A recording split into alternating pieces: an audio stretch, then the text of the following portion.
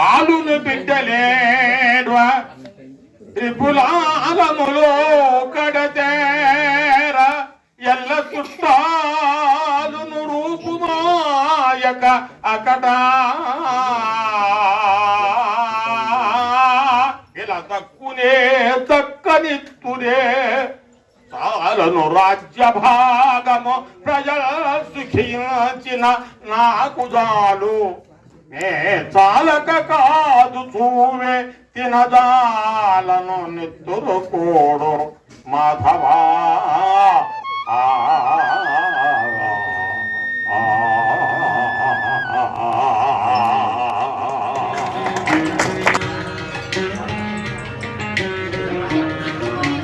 సంవత్సరాలు postal department లో పనిచేసి రిటైర్ అయిన మరి ధర్మరాజు అర్జునుడు శ్రీ సత్యసాయి సంకీర్తనలు ఉంటారు. నండూరి నరసరాజు గారిని మరి రావచ్చుగా కూర్చున్నాం.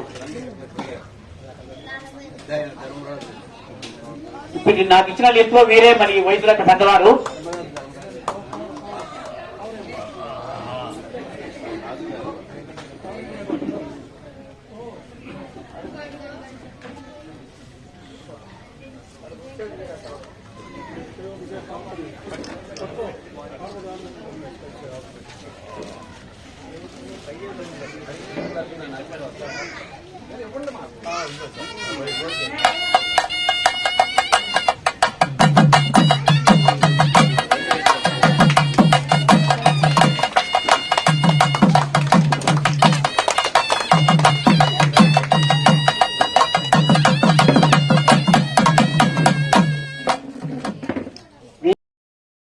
కూడా వెనకాల ఆసనం మరి అవజ్ఞ కూర్చున్నాం.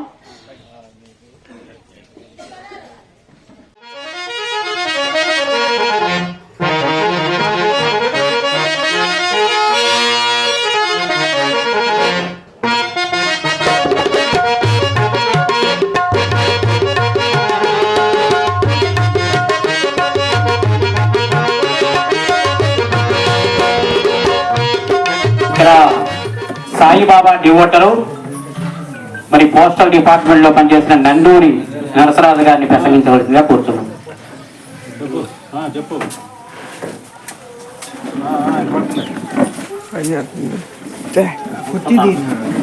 పెద్దలకు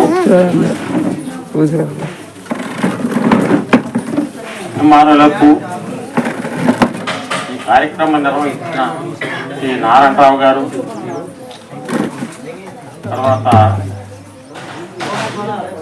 అటవ సుబ్బారావు గారు, వీళ్ళిద్దరూ నిజంగా అది ఇలాంటి నష్టాలకి అన్నిటికీ గురయ్యి ఇలాంటి కార్యక్రమాలు చేయించడం చాలా సంతోషదాయకమైన విషయం. ఎందుకంటే మేము నిన్నగా మొన్న ఓన్లీ చిన్న కార్యక్రమం ప్రపంచ కళాకారుల దినోత్సవం జరుపుకున్నాము సింపుల్గా. దానికి మేము విసిగెత్తిపోయినాము. ఎందుకంటే చిన్నగానికి పెద్దాన్ని ఈ వయసులో 78 సంవత్సరాల వయసులో చేయలేను, నేను చేయలేను చేస్తే ప్రసాద్ గారు దగ్గర వాళ్ళు కూడా కోఆపరేషన్ ఇచ్చారు. కానీ చేయడం అంటే కొద్దిగా ఇబ్బందికరమైన విషయం. ఎందుకంటే ఇది 10 మందితో కూడుకున్న పని. మరి ఇంత ఉత్సాహంగా నారాయణరావు గారు, ఎందుకంటే ఈ పెనుగొల్లో నాకు నేను 15-20 రోజులు పోస్ట్ మాస్టర్ ఫ్రాడ్ చేస్తే వాడికి హరిగోడ దూకి వెళ్ళిపోయాడు డబ్బులు కాదు. ఈ ఊరు మొత్తం తిరిగి పాస్బుక్లు కలెక్ట్ చేసి ఇంకా ఏమన్నా ఫ్రాడ్ ఉందేమని బయటకు తీయడానికి 15-20 రోజులు కంటిన్యూగా తిరిగింది మేము, 3-4 బ్యాచ్.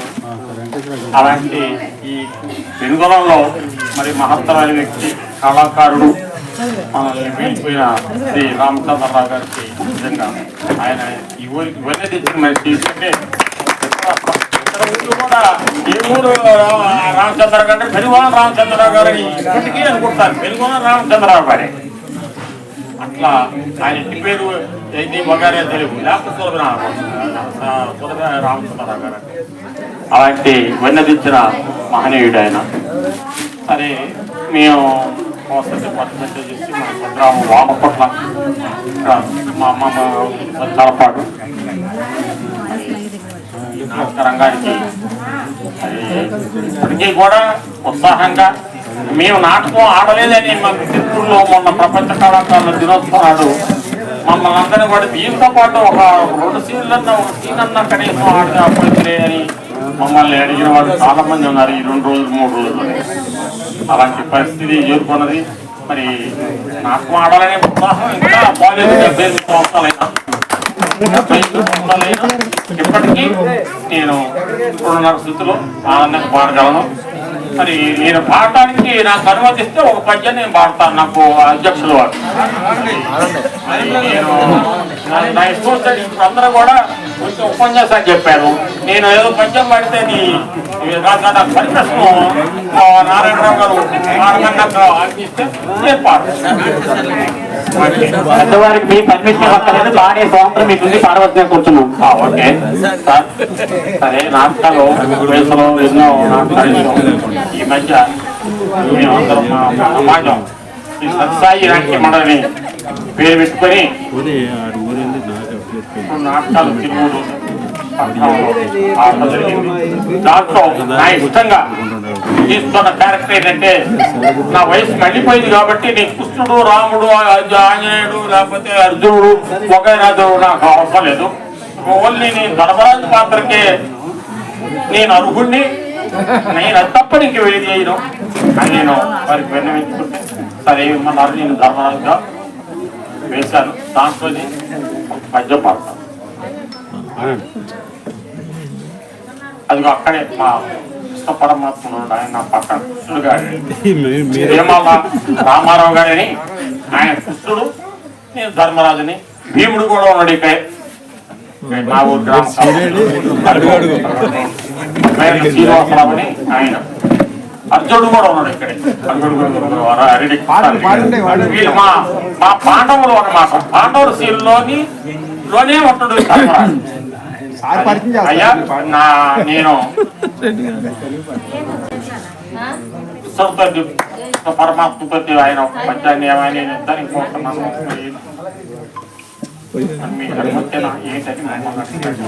అయ్యా మీరు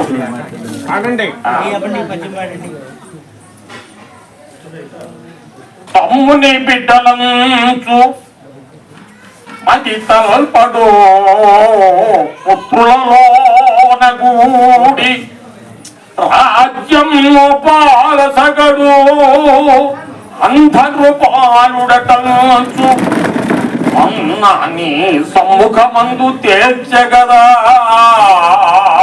సంజయుడు. ఆ గురురాజు లుప్త చిత్తమున కన్నుగానడు యుద్ధము తప్పదు బంధునాశమా.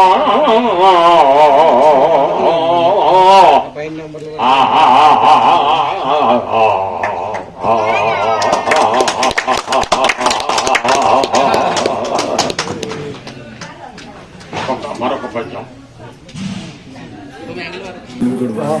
ఆలును బిడ్డలేరా త్రిపులాలములో కడతేర ఎల్ల చుట్టాలును రూపుమాయక అకదా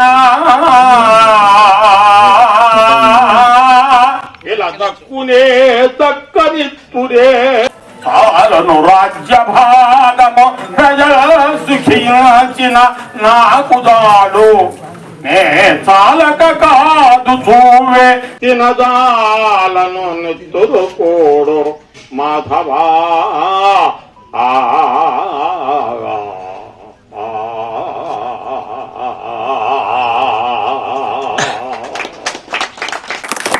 ఇది నా వయసు తగ్గిన పద్యాలు. నేను పాడే విధానం ఇది. ఇంకా రాగాలు చాలా మార్గాలు. మా నాన్నగారు హరిదాసులు భాగవతారాయన. ఆ పొరవల్లో నేను వెళ్ళకపోవాల్సింది అటు వెళ్ళకుండా ఇటు ఈ పోస్టల్ డిపార్ట్మెంట్లో పనిచేసి 2008లో నందిగామలో రిటైర్ అయ్యాను. అది నా వృత్తాంతం. మరి నాకు ఈ అవకాశం ఇచ్చిన పెద్దలకు నారాయణరావు గారు కూర్చున్న వారికి అందరికీ నా ప్రణామములు అర్పిస్తూ సలహాలు తీసుకుంటాను. జై సాయి. అద్భుతంగా పాడారు ఈ వయసులో. ముఖ్యంగా ఏంటంటే 78 సంవత్సరాలు 75 సంవత్సరాల్లో కూడా ఇంకా నేను పాడతాను ఛాలెంజ్ అని యువతరానికి ఛాలెంజ్ చేస్తున్నారు. అంటే కళారంగం మీద ఉన్న అభిమానంతో వారితో ఆ విధంగా పాటించబడింది. అంటే కళాంబ తల్లికి మరొక్కసారి వందనాలు, నమస్కారాలు. మనకి